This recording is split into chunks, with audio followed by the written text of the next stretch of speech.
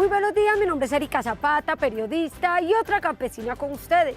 Gracias por estar pendientes de nuestro contenido cada mañana. Bienvenidos a la finca de hoy. En esta ocasión los saludo desde el municipio de Guatapé, oriente del departamento de Antioquia, un municipio muy bonito, llegan muchos turistas, también hay campesinos que siembran papa, frijol, muy cerca está el municipio del Peñol, un municipio muy agropecuario, siembra muchos productos.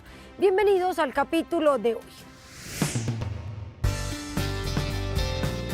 En el siguiente informe desde el departamento de Putumayo les contaremos sobre una estrategia que están implementando para sustituir los cultivos de coca. Están sembrando a cambio de este producto azaí.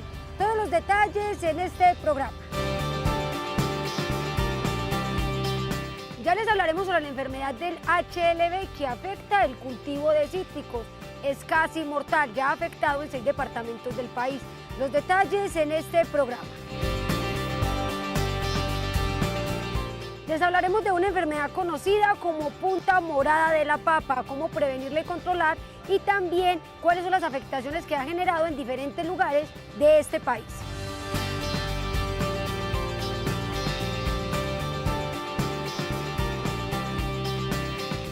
Información, experiencias e innovación. Acompáñenos en este recorrido agropecuario por Colombia.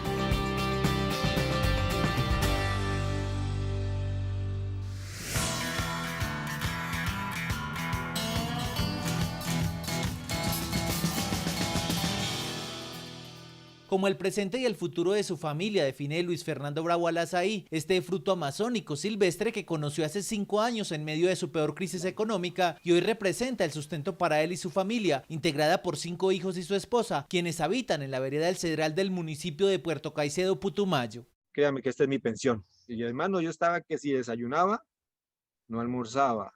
La comidita era rasita, me fui, conseguí unas manilas o me tallaba, hermano, peso día yo en una semana me bajé como unos 300 kilos. Llegué a la planta y entregaba. La siguiente semana con esos 300.000 pesitos conseguimos las manilas. En esa semana nos cosechamos 1.200 kilos. Me acuerdo tanto, hermano, que eso me queda aquí. 1.200 kilos, millón, venga, don Luis, 1.200.000. Ay, Dios mío, bendito, eso es un producto bueno, hermano. Yo le dije a mis hijos, si en esos rodales cosechamos 20, 25 matas, ¿qué tal si las sembramos? Ha sido tal el éxito de Luis Fernando cosechando y vendiendo azaí silvestre que decidió más bien sembrar varias plantas en su finca de forma tecnificada. Para ello acudió a Corpocampo, una ONG que trabaja por la sustitución de cultivos ilícitos, y allí recibió semillas, abonos orgánicos y asesoría técnica. Tengo alrededor de 3.100 plántulas, promedio de 5 hectáreas más o menos. En este momento las plántulas están por ahí de una envergadura de unos 2 metros ya de altura, porque tienen 2 años de siembra, para poder cosechar por un promedio de 2 años y medio. Luis Fernando es uno de los 1.200 campesinos entre comunidades indígenas, asociaciones y excombatientes de las FARC que hacen parte del proyecto, cuyo objetivo, además de la productividad y la rentabilidad, es proteger por lo menos 9.000 hectáreas amenazadas por la deforestación y los cultivos de coca.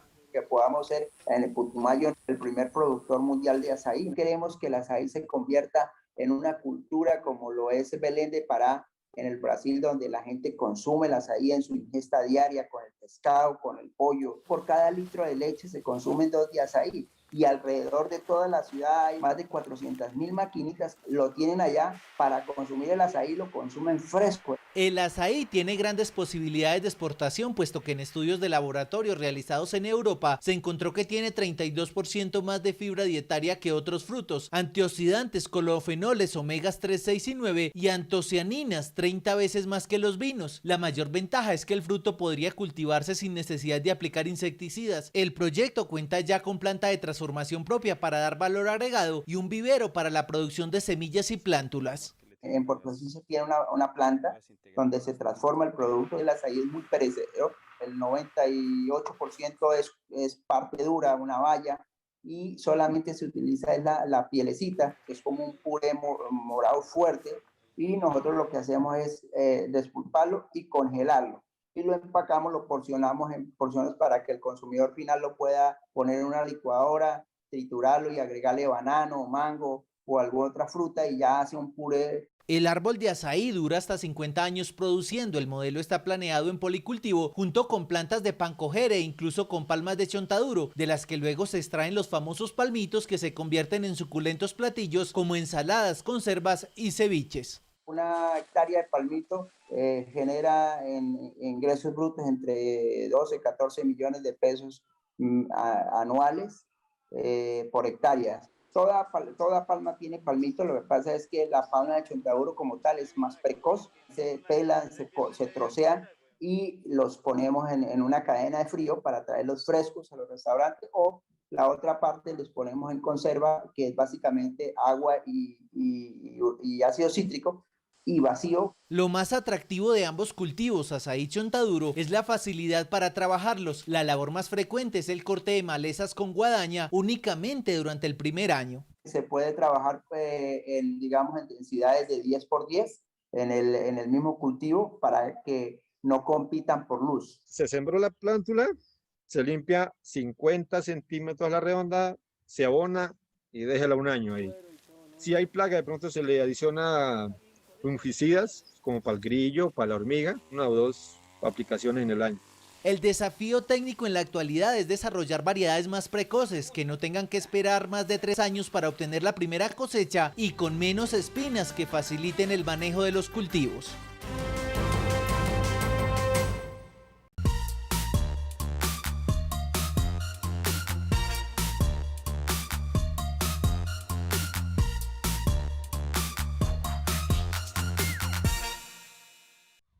Alejandro Gómez, criador de ganado bufalino, inició la planificación de su producción hace más de 10 años, enfocándose en el potencial lechero de la especie, logrando tener hoy en día el ordeño más grande del departamento del Meta, con 750 búfalas ordeñadas y una producción de 3.000 litros diarios. Los búfalos se usaron siempre para jalar carga y empezamos a ver que se usaban los machos, pero no las hembras.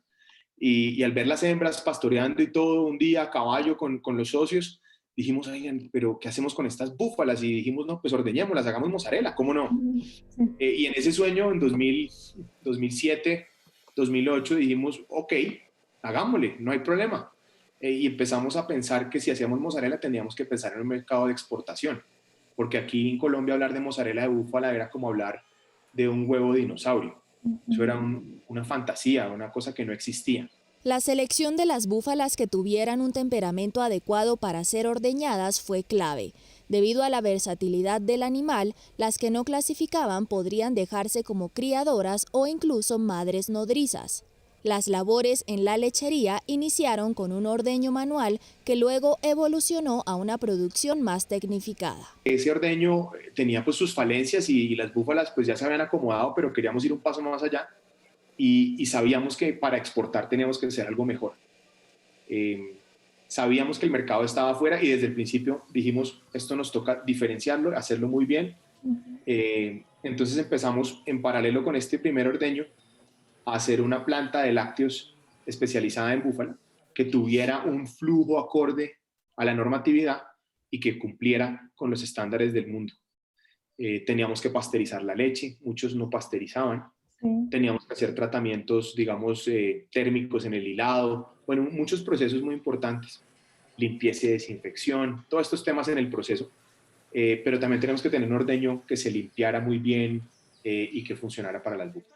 Y eso nos enseñó muchísimo a cómo acomodar las búfalas y cómo acomodarnos a ellas, logrando producciones, digamos que en promedio muy buenas, cercanas a los 5 litros por búfala día. Según Alejandro, la clave para lograr alta cantidad y calidad de leche va en el buen trato hacia las búfalas, lograr un bienestar animal con baños, alimentación variada, temperatura óptima, cumpliendo las preferencias de la especie para fomentarles la ordeñabilidad y de esta manera aumentar la rentabilidad y así obtener derivados lácteos con calidad de exportación. De ahí los estándares de esa leche limpia, buena, continua, pues sí me llevan a poder hacer un producto mucho mejor y de mayor calidad.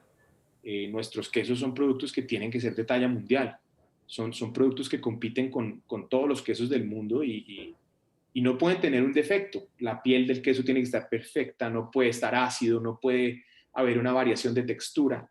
Tiene que ser un producto consistente y eso está mucho en la consistencia, digámoslo así, del ordeño. Un mensaje importante es que también se puede ordeñar a mano para exportar, también se puede hacer muy bien. Lo importante es tener claro que lo que yo estoy haciendo va a tener un impacto muy grande en el producto.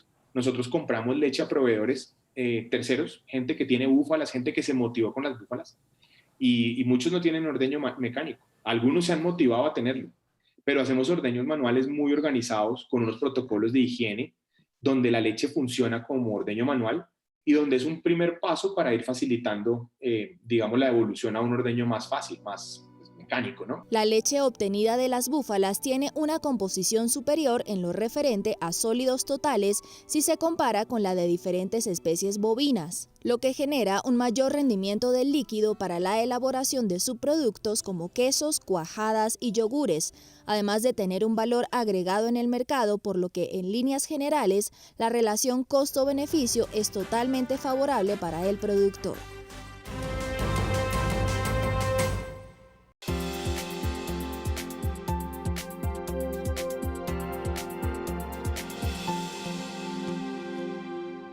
Evitar el contagio con Guangonblin, HLB o dragón amarillo de por lo menos 90.000 hectáreas cultivadas en cítricos que se han salvado hasta el momento y representan unos 500.000 empleos en Colombia, es decir, el 95% de la citricultura del país, es la premisa con la que expertos de la Corporación Colombiana de Investigación Agropecuaria Agrosavia, apoyados por el ICA y el Ministerio de Agricultura, trabajan en la producción masiva en estas casamayas de la Tamarixia radiata, una pequeña avispa que actúa como parasitoide y regulador natural de la Diaphorina citric, insecto vector que transmite la enfermedad. Es un parásito primario de Diaphorina citri, es obligado, él no afecta a ningún otro animal diferente. Lo que es la instalación física, tenemos que adaptarla, dotarla con el material vegetal en el que vamos a producir en condiciones herméticas Diaphorina citri para poder producir Tamarixia radiata, producir los individuos en las cantidades suficientes. El objetivo a través de las diferentes asociaciones es que los citricultores colombianos puedan seguir recibiendo el parasitoide para multiplicarlo en sus fincas. Bastaría con la construcción de una pequeña casamaya cuyo costo de los materiales, dependiendo si son tubos de PVC o elementos propios del entorno, no sobrepasaría el $1.000.000. Lo que se hace es tomar un árbol de cítricos infestado, queda en una casamaya individual. Allí tenemos a Diaphorina citri, tenemos también al parasitoide y allí lo podemos multiplicar. Un árbol bien tenido, bien podado, normalmente nos da 3 metros en cubo. Lo que hacemos es una casita hecha en guadua, ¿sí?, que posteriormente vamos a forrar en malla antitrips y antiácaros. Le hacemos con velcro una puerta doble para garantizar de que tengamos elementos de bioseguridad. La parasitación hace parte del control integral de la Diaphorina citric, insecto portador de la enfermedad, que es una bacteria y se transmite cuando la diaforina se posa sobre las plantas para alimentarse de su savia. Se recomienda no dejar de lado el control estricto del material de la propagación, los trabajos con hongos entomopatógenos y la aplicación de químicos, los cuales deben regularse. Siendo un parasitoide es susceptible a los insecticidas, no tendría presentación. Que hagamos todo un esfuerzo de producir el parasitoide que requiere unas condiciones especiales y que cuando ya se mande a los territorios sea recibido con un insecticida antes, durante o después de la liberación. Van a tener al vector, van a caer con cualquier cantidad de insecticidas para controlarlo y vamos a tener un pequeño problema ahí sí, que la fruta va a contener unos límites máximos de residuo superior a lo que son los estándares internacionales y ahí sí que no va a haber absolutamente citricultura con posibilidades de exportación. La enfermedad de origen asiático apareció en 2015 en La Guajira y hasta ahora se ha diseminado por otros 6 departamentos, afectando el 5% de la producción nacional. El contagio con la bacteria se puede evitar al diagnosticarse a tiempo. Los primeros síntomas se manifiestan básicamente en las hojas. Este síntoma se conoce como moteado asimétrico. Y la característica para un productor identificarlo es que al tomar la hoja en sus manos, uno va a ver que dividiendo la hoja por la nervadura central, a la mano derecha nosotros vemos un dibujo de colores entre verde y amarillo que va a ser totalmente diferente con el dibujo que hay a mano izquierda. Se pueden ver ramas secas que empiezan desde la copa del árbol, se conoce como muerte regresiva, y en fruto nosotros podemos observar que el fruto está deformado y que cuando se hace un corte transversal a ese fruto, nosotros vemos que ambos lados del fruto también son diferentes, siendo un lado mayor que el otro. La utilización de solo plántulas certificadas e injertos es fundamental para evitar contagios. La enfermedad no se transmite mediante las tijeras de poda ni cosechadoras. Tampoco queda en los suelos después de la erradicación del árbol contagiado. Es una bacteria que está solo en el floema de la planta.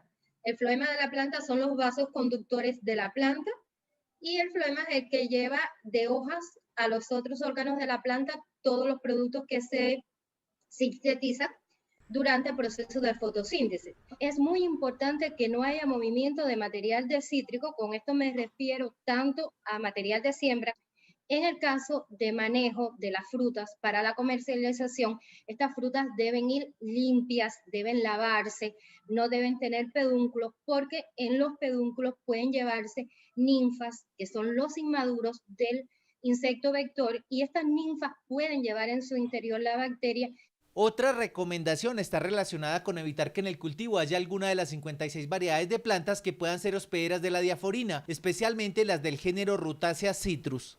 Es el caso de Swinglea glutinosa, que se utiliza mucho como cerca viva, y en Murraya paniculata se conoce como mirto o azahar de la India.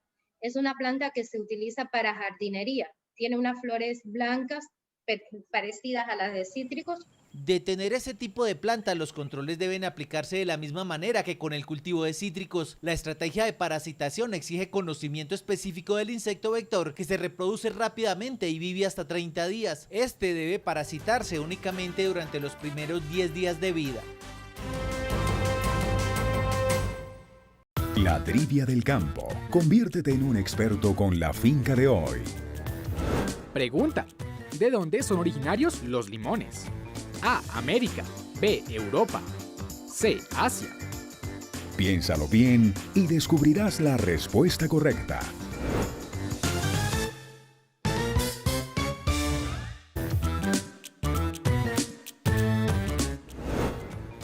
Pregunta: ¿de dónde son originarios los limones? A. América. B. Europa. C. Asia. La respuesta correcta es la C. Los limones tienen su origen en el continente asiático, principalmente en los países árabes, quienes compartieron esta fruta y su cultivo a los europeos durante el siglo XI. Y no fue hasta siglos después, durante el descubrimiento de América, a manos de Cristóbal Colón, que este fruto se introdujo en los cultivos americanos.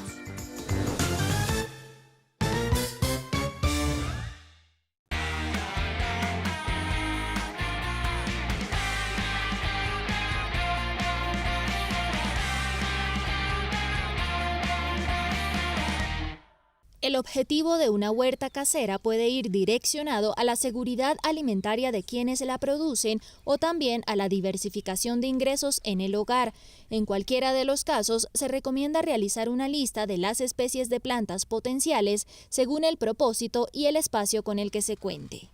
Al apropiarnos de nuestro espacio, tenemos que ser muy conscientes en qué podemos sembrar. Entonces aquí, pues yo no puedo tener un árbol frutal, que hay mucha fruta de Bogotá, pues yo no puedo tener un árbol frutal, no puedo producir papa, porque yo no tengo el espacio de producir papa. Entonces, de esa manera, articulándonos de esa manera, pues esos productos que yo no puedo, se los dejo al que tenga más espacio. Mire, solo con 3 productos, no tengamos más de 3 productos, aprendamos en algo pequeño, con eso nada se nos va a hacer difícil.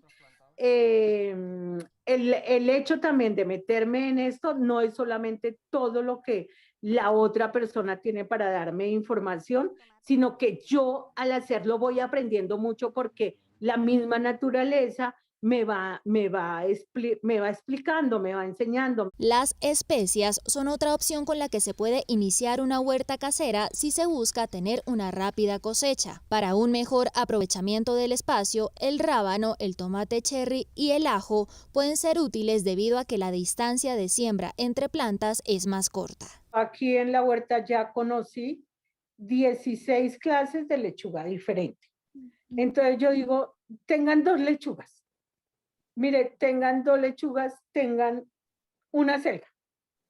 ¿Sí? Ya. Pero entonces, en la otra casa, aquí hay 2 lechugas de una variedad, allí de pronto una lechuga, una selga, que ya tenemos muchas acelgas de diferentes variedades, entonces allí tengan otra selga de otra variedad y tengan, por decir, una espinaca. Pero en todo lado podemos tener cilantro, cebollas, que hay muchas cebollas, ¿sí? Así los productos. Como estamos hablando de agricultura urbana o agricultura familiar, yo no los tengo que arrancar de la tierra como se hace en el campo, sino yo cosecho, y es posible que yo coseche todos los días hojas, así sean solamente hojas, y entonces ya tengo, por decir, mi ensalada o parte de la crema, bueno, en las infinidad de cosas que puedo hacer con esto. Escoger un espacio del hogar donde haya suficiente luz natural y ventilación es fundamental para garantizar la germinación y el desarrollo de las plantas. Yo les puedo recomendar, mire, empecemos por reciclaje, ¿sí? Entonces, ¿quién no consigue un huacal? ¿Quién no consigue madera en las calles y puede hacer un cajoncito? Es lo que la gente quiera en sus hogares, como quiera ver su hogar, como tenga la posibilidad de economía, pero realmente practicar esto no necesito ni dependo de nadie, ya le dije. Mire, la tierra o el sustrato en el que vamos a sembrar, lo hacemos con nuestros propios desechos orgánicos, que todos los días, si nos pusiéramos a pesar ¿cuánto estoy desechando yo todos los días? Las huertas caseras siempre tendrán como pilares la economía y la sostenibilidad. Esta agricultora, con más de 14 años de experiencia en agricultura urbana, recomienda hacer compost en la misma casa con cáscaras de frutas, verduras y huevos, restos de comida y demás residuos de cocina para utilizar como abono natural.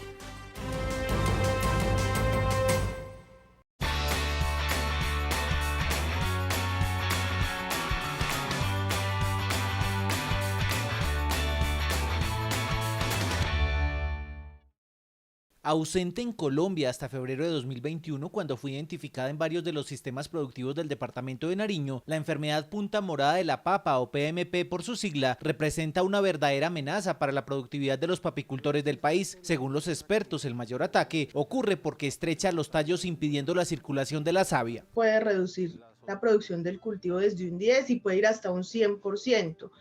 Se encuentra asociada a diferentes grupos de fitoplasmas. Es una bacteriosis producida por un vector que es un insecto. Fedepapa, en un artículo que nos sacó ya, digamos, como las imágenes del insecto. Es un insecto de la familia Hemiptera, se llama Triosidae.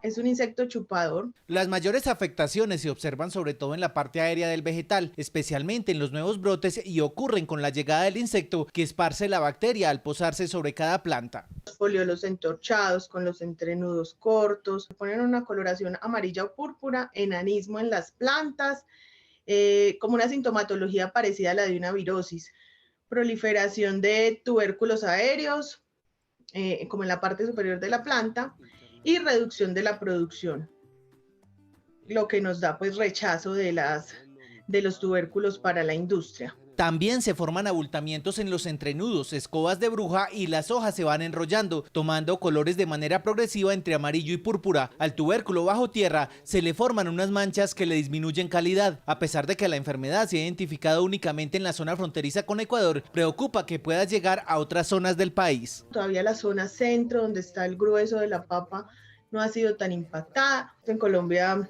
el 90% de este cultivo se concentra en los departamentos de Cundinamarca, Boyacá, Nariño. Entonces, digamos que también el impacto social es muy importante. Más de 90.000 familias dependen del cultivo de papa. Es un cultivo que es de minifundio, es decir, que dentro de esas 90.000 familias probablemente todas tengan unas extensiones menores de 1 hectárea. Por tratarse de una bacteria, la mejor manera de evitar el contagio es no transportar material vegetal entre fincas y exigir que los trabajadores desinfecten maquinaria, herramientas, vestuario y calzado. El monitoreo constante del insecto es vital. Tiene tres estadios que podemos ver. Hay que ver las ninfas, en los foliolos, que empiecen a ver a buscar lo que vean diferente, es una ninfa pequeñita. También trabajar mucho en semilla certificada, también en los lotes donde veamos la presencia del insecto, no usar esa semilla para sembrar los otros lotes, todo el manejo integrado, desinfección de herramientas. Digamos que cuando el vector de una bacteria es un insecto, lo más importante es hacer todo ese manejo integrado de plagas para evitar que se siga propagando. Comprobado el insecto o la bacteria, es válido aplicar todas las estrategias de manejo de plagas, como la fumigación con agroquímicos. Hay un uso de trampas amarillas que se ponen en la periferia del cultivo,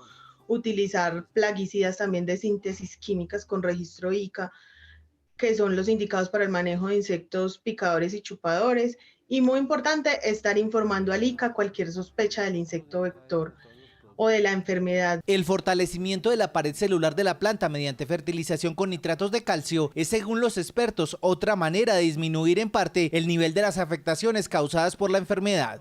Así como en los humanos, las plantas bien nutridas pues van a ser menos susceptibles a todo tipo de enfermedades. Tenemos dos picos importantes de fertilización, uno en la siembra, otro en el reabone. Importante que dentro de esos planes pues tengamos los tres elementos principales: nitrógeno, fósforo, potasio, que hacia el reabone debemos enfatizar un poco más en el tema de potasio, y importante poderlo complementar con calcio porque es quien le da fortaleza a la pared celular. También hay que tener en cuenta fósforo por el tema de tener mejor calidad de los tubérculos. Fedepapa y el ICA están atentos desde 2016 ante cualquier sospecha. Esta es la complejidad del fitoplasma, que el laboratorio de la Universidad de Bolonia, Italia, ya ha realizado pruebas de material vegetal colombiano infectado.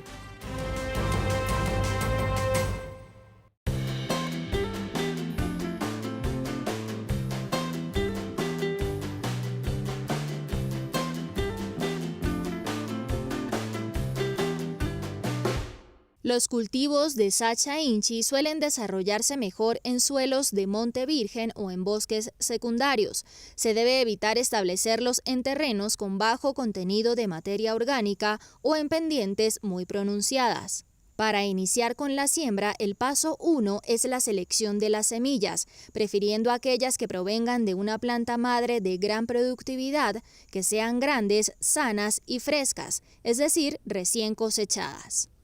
Las semillas de la Sacha Inchi se debe hacer una escogida al grano más grande y ojalá que cuando esté ya el terreno listo para la siembra, arreglar la semilla para llevarla al terreno fresquita para que no pierda ninguna matica, le nazca todas las matas parejitas. Cuando ya la semilla está escogida, se hace el picado como sembrar yuca. ¿Para qué? Para que nazca excelente el grano y la matica nazca también con buena fuerza. Al ser una planta nativa del Amazonas, el método de propagación por semilla es el más efectivo. La siembra se puede hacer directamente en campo o implementar un vivero. Si se establece de manera directa, se recomiendan 2 semillas por hoyo y luego dejar la planta más vigorosa y descartar la más débil. En terrenos inclinados, el cultivo puede establecerse con una distancia de 3 metros entre hileras y 3 metros entre plantas, mientras que en terrenos planos las distancias pueden ser de 2.5 metros y 3 metros respectivamente. El cuidado que le hace cuando la planta está pequeña es dejarla hasta que ella a los 20 días, 25 días ya comienza a echar un gajo. Entonces ahí es cuando toca colgarla. Y se le hace la colgada y ya se deja ahí durante un mes para que cuando ya esté a los 50 centímetros de larga en la cuerda, se hace la poda para podarla, para que eche gajos para todo lado, para que haga un buen fruto y buena cosecha. Se cuelga por allá a los 20 días y se apoda cuando tenga por ahí 50 centímetros en la cuerda. ¿Para qué? Para que cuando ella se apode, ella comience a botar gajos, hartos gajos, retoños, y ese retoño es a donde va a salir el grano de Sacha Inchi. Va a florecer bastante la mata para más cosecha para uno tener. Se necesita humedad en el suelo para que la germinación de las plantas sea efectiva. En las prácticas iniciales, con el deshierve hay que tener un manejo especial. El cuidado es que no se debe echar azahón. ¿Por qué? Porque es que ella tiene la raíz por encima de la tierra. No se recomienda echar azahón, se recomienda con una macheta hacer el arroceo a 10 centímetros de altura para que ella tenga humedad cuando haya un verano fuerte. A los 3 meses se podrá ver el grano verde de la estrella pequeña del Sacha Inchi y a los 6 o 7 meses ya se tiene la primera cosecha. A partir de allí se puede recolectar grano seco cada 15 días. Este cultivo además brinda la posibilidad de intercalar con otros como café y plátano, siempre y cuando estos no le generen sombra.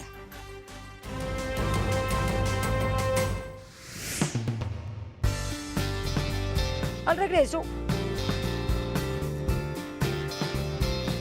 hablaremos de una enfermedad que ataca los cultivos de maíz y que más atemoriza a los agricultores. Y veremos cuál es la proyección económica de producir lechuga Batavia. Ya regresamos. Continuamos con nuestro recorrido agropecuario.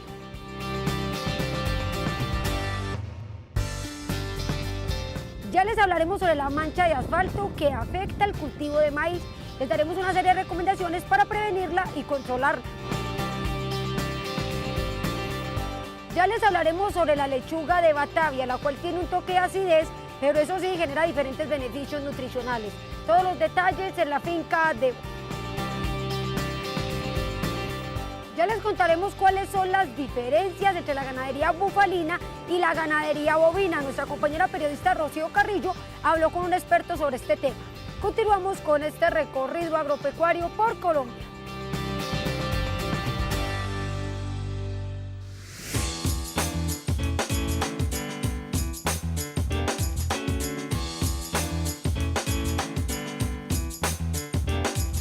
Maestra en patología de plantas e ingeniera agrónoma, Paola Andrea Rodríguez, además de coordinar el Centro de Investigación La Tupia, ubicado en el municipio de Pradera, Valle del Cauca, ha dedicado gran parte de su trabajo a investigar una de las enfermedades que más terror genera entre los cultivadores de maíz. Se trata de la mancha de asfalto, padecimiento ocasionado por 3 hongos que generalmente en menos de 10 días después de su aparición extinguen la plantación. Es una mancha foliar que reduce la producción si no se hace el control efectivo de ella. Tenemos entre un 30 y un 40% en reducción del rendimiento de maíz. La origina un hongo y permanentemente pues en el ambiente hay esporas y cuando encuentran un cultivo susceptible, esas esporas aprovechan y comienzan una infección. Aunque la enfermedad ataca en cualquier edad del cultivo, las plantas son más vulnerables antes de la floración, es decir, antes de los 50 días de haber sido sembradas.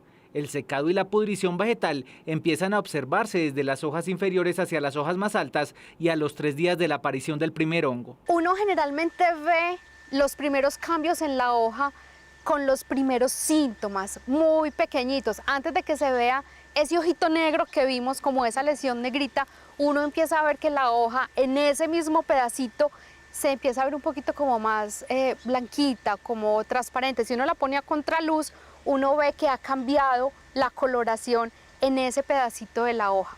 Ya después la enfermedad, como se va desarrollando, el hongo va desarrollando otras estructuras y es donde se va tornando de color negro y posteriormente dañando el tejido del alrededor. Ya se va abriendo, mira ya cómo va dañando la hoja.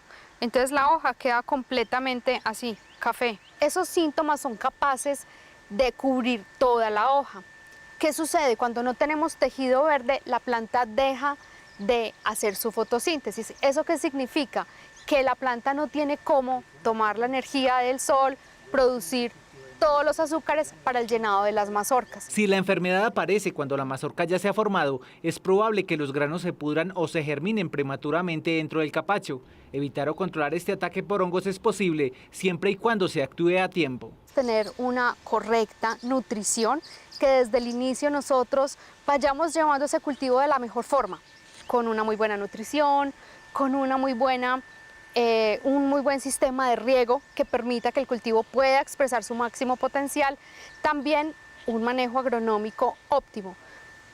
Digamos que todas esas estrategias pues van a redundar a que cualquier manejo de una enfermedad sea mucho más efectivo. Desde el inicio, una vez se haya hecho la siembra, requerimos nitrógeno, fósforo, también potasio. Ya cuando va avanzando un poco la etapa de llenado, pues el potasio también se vuelve muy fundamental. Tenemos materiales de maíz que son tolerantes a la enfermedad. Entonces digamos que es una muy buena herramienta porque desde el principio ya el productor conoce qué material puede sembrar para en el tiempo evitar que se le presente la enfermedad. El monitoreo constante del cultivo es vital, puesto que si la enfermedad es identificada a tiempo, la aplicación de fungicidas, es decir, veneno para hongos, puede ayudar a salvar gran parte de la cosecha. Este producto lo recomendamos antes de floración y una segunda aplicación después de floración para mantener el tejido completamente verde y que podamos tener el mayor rendimiento posible. Las aplicaciones iniciales, como la planta está de un porte mucho más bajo, podemos utilizar bombas de aplicación manuales, bombas de espalda. Ya cuando el cultivo está de mucha mayor altura, definitivamente pues necesitamos ya una aplicación con otro tipo de equipos. Puede ser con tractor, puede ser con dron. Definitivamente pues hay que determinar qué tecnología tiene el agricultor para poder determinar la mejor recomendación. Otras recomendaciones para evitar la enfermedad están relacionadas con rotar cultivos, no dejar restos de vegetales en el terreno, de plantas que han tenido el padecimiento, utilizar semillas resistentes y regular los riegos para evitar excesos de humedad y en consecuencia la aparición de los hongos.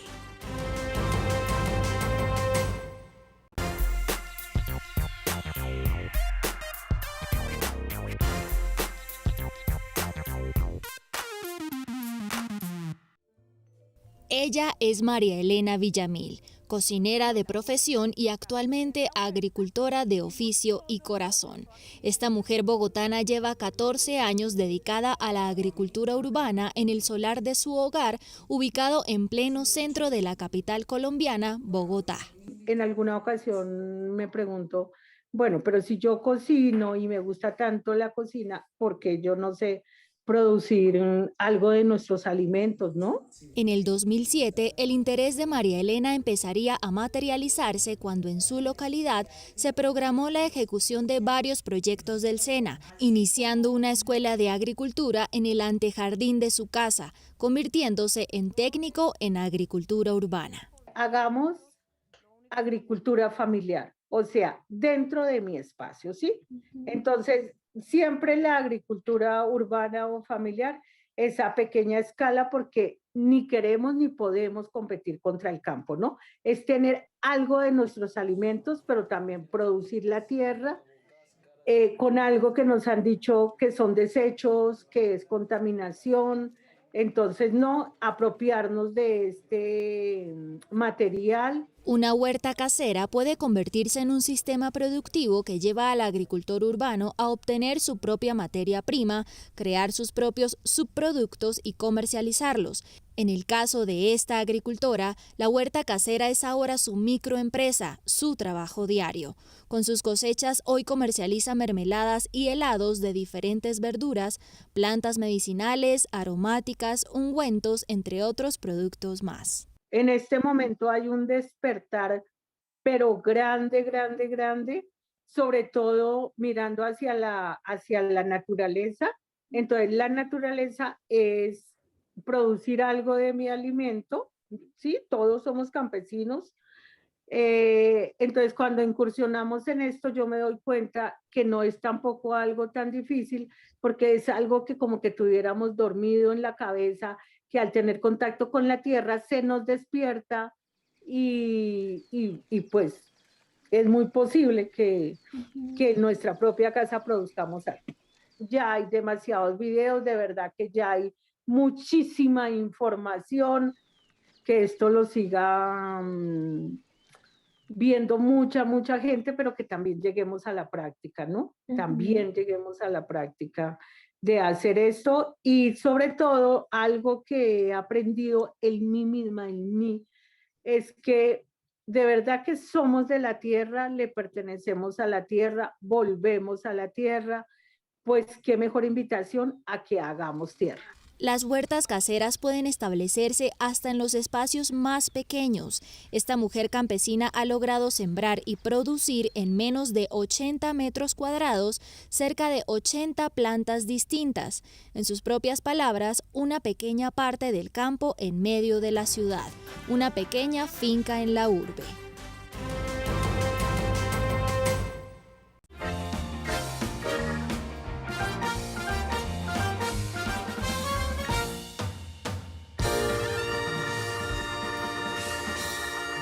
Técnica agrícola de la Fundación Nueva Sagazuca, ubicada en el municipio de Madrid, Cundinamarca, María Edelmira Soto habla de la superioridad frente a otras variedades de la lechuga batavia, verdura de hoja rizada, carnosa, y que a medida que se va desarrollando va aglutinando sus hojas en forma muy similar a la del repollo. La lechuga es uno de los primeros productos en Colombia que se consume en hortalizas.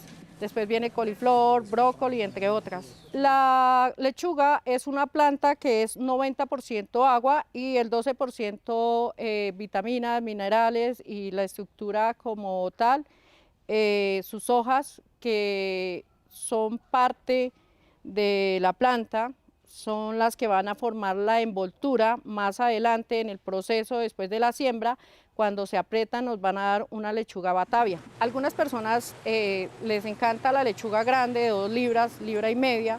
Ese es el peso aproximado, 1000 gramos, 1200 hasta 2000 gramos en el mercado nacional.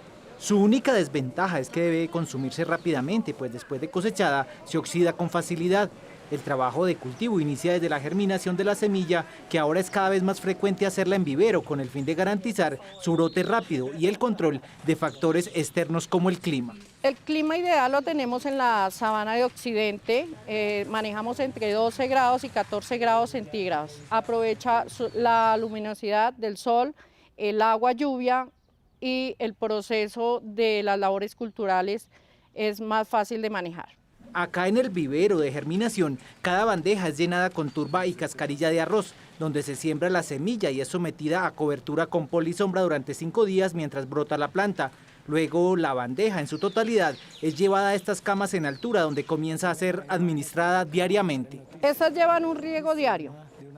Tienen que mantenerse en un punto de humedad óptimo. Hay que estar supervisando, revisando, porque también depende de las condiciones del clima. Hay días que son oscuros, pero hay días más soleados. Entonces, cuando la planta recibe más golpes de sol, va a tomar más agua, van a necesitar más pulsaciones de riego. Que el POPS mantenga su debida humedad, que no se vaya a secar, para que la raíz se desarrolle y asimismo forme un debido enroscamiento.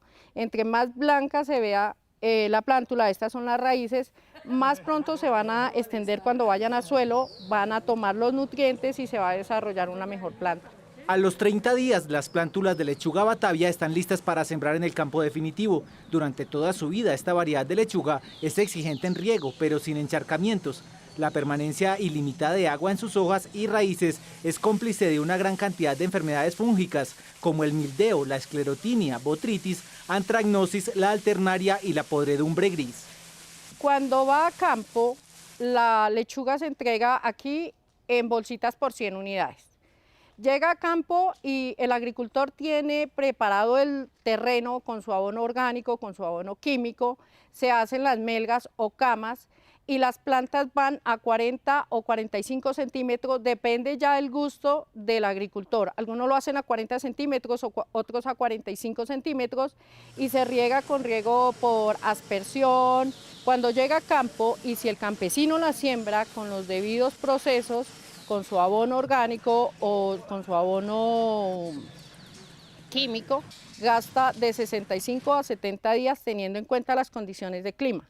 Si el clima es muy frío, va más despacio, pero si el clima se nos presta con la debida temperatura, no hay tanta lluvia, pues estará saliendo entre los 60, 63, 65 días. El componente nutricional más demandado en el abono por la planta es el potasio. Las lechugas cultivadas en invierno requieren una fertilización nitrogenada mucho más alta, pues la mineralización del nitrógeno orgánico del suelo resulta mucho más lenta. Cuando la lechuga llega ya, el terreno debe estar húmedo, fertilizado con la debida materia orgánica, se siembra y más o menos la primera deshierva va hacia los 30 días. Esa sería la primera labor cultural. Después, más o menos a los 35 días, 40 días, dependiendo la cultura de cada agricultor, iría una reabonada, un aporque y se mantiene con el debido riego si no ha llovido, ¿sí? Para que la humedad pueda ser óptima para la planta y la planta pueda tomar los nutrientes que están en el suelo. De cumplir con las condiciones ideales del cultivo y dependiendo del clima, la lechuga Batavia está lista para ser cosechada desde los 50 a los 80 días. Las plagas más comunes que la atacan son la mosca blanca, el gusano gris, los minadores de hoja y los trips.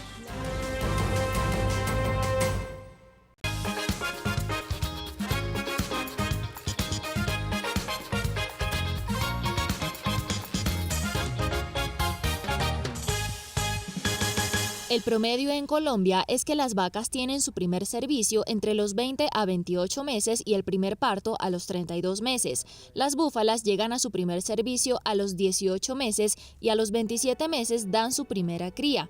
En referencia al peso de las hembras adultas, las vacas generalmente arrojan un mejor rendimiento. En cuanto a la producción lechera, la leche de vaca alcanza un 12.7% de sólidos totales, mientras que las búfalas tienen hasta un 22% de sólidos. Leches de 22, 20% de sólidos, que eso es altísimo. Grasas de 8.5, 9.5 de grasa, cuando las grasas de un bovino estamos llegando a 3.8, en tierra caliente a 4, proteínas de 3.2. Las proteínas de búfala pueden estar cerca de los 4%. Entonces es una leche que viene como por naturaleza concentrada.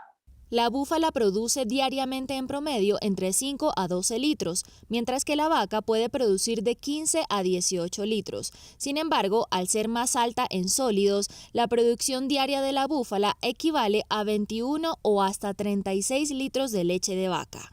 La leche de vaca rinde a la mitad. De una cantina de leche de vaca o de 100 litros de leche de vaca, yo saco 12, 16 kilos, si me va muy bien, de queso o de cuajada, ¿cierto?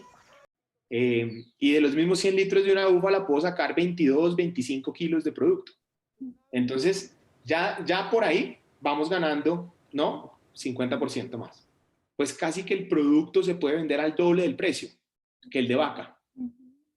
Entonces, pues resulta ser muy agradecido en ese sentido. La especie bufalina tiene una natalidad entre el 82 y el 90%, mientras que la del vacuno es menor a 60%. En cuanto a la mortalidad, aunque el búfalo es más resistente a las enfermedades que el bovino, su constitución física y tipo de cuero más grueso y resistente lo protegen más que al vacuno, el índice de mortalidad de ambas especies es bajo, del 2 al 4%. Somos un país muy ganadero, muy ganadero. Nosotros hemos sido ganaderos toda la vida y se crean culturas ganaderas en las diferentes zonas donde, aquí nos encanta el cebú blanco perla y eso es lo que el que compra valora. Pero fíjate que dan el brinco y cuando dan el brinco a búfala no vuelven a tener ganado bovino. Claro. Nunca. Yo no conozco un bufalero que se haya devuelto a bovino, ¿cierto? Entonces es como ese primero. También obviamente es muy novedoso y no es tan fácil uno metérsele a algo tan novedoso cuando trabaja en el campo colombiano. Y faltan búfalas, o sea, si hoy queremos ir a comprar un hato, si uno quiere ir a comprarse hoy 200 vacas, pues las consigue en una semana. Pero 200 búfalas no me las consigo, y si me las consigo, no tengo registro genético, no sé si dan leche o no, ninguno me da información. Entonces hay todavía mucha informalidad en esto. Hay gente muy formal y hay gente que tiene bufaleras con historiales muy valiosos de lactancia y pesos al destete, pero todavía falta. La longevidad del búfalo es 3 o hasta 4 veces mayor que la del bovino. Puede durar entre 20 a 30 años con una vida útil reproductiva entre 18 y 20 años. El bovino, por su parte, puede llegar a los 12 años y su productividad está entre los 6 y los 10 años. Y lastimosamente hemos llegado al final de nuestro programa, pero espere mañana más historias, anécdotas e información del campo colombiano. Las personas que están en otros países nos pueden ver a través de la señal de Caracol Internacional y ustedes a través de las redes sociales que aparecen en pantalla. Usted no solamente son los protagonistas de este programa, también del trabajo de la tierra del país. Mañana tenemos otra cita bien temprano, pero quien madruga, Dios le ayuda y todos los días madrugamos para aprender del trabajo de nuestros campesinos. Hasta pronto.